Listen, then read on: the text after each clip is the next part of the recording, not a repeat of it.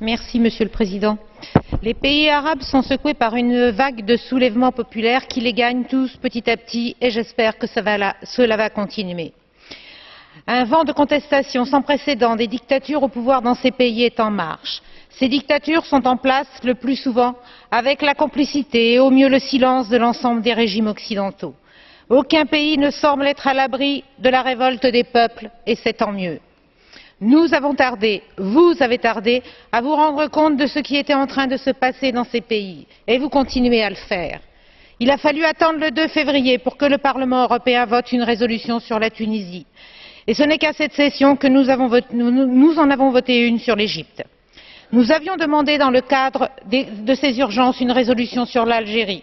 Cela nous a été refusé une fois de plus, comme pendant des mois, vous avez, du moins la grande majorité d'entre vous, refusé de voir ce qui se passait en Tunisie.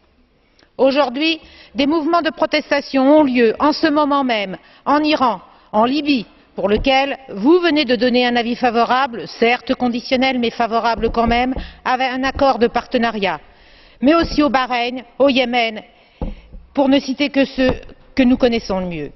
Et oui, au Yémen, justement, où le président Ali Abdallah Saleh n'est au pouvoir que depuis 33 ans.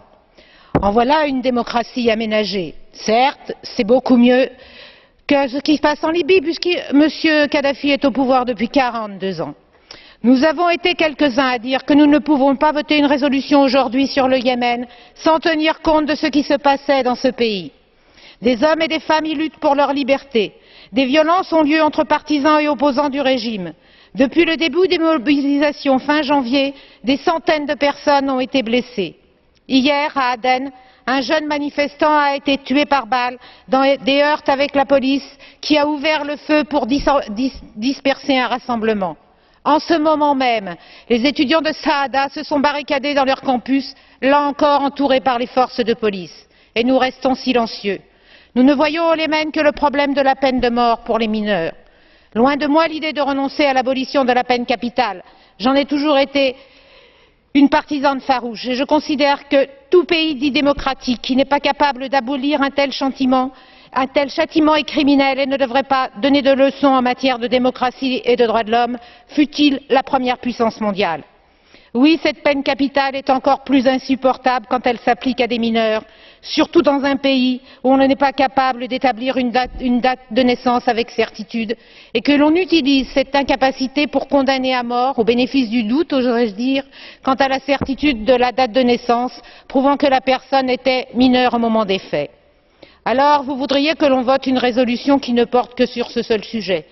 Une résolution qui ne fait que souligner dans son 7e point la nécessité de mener des réformes comme le souhaitent, je cite, tant de manifestants.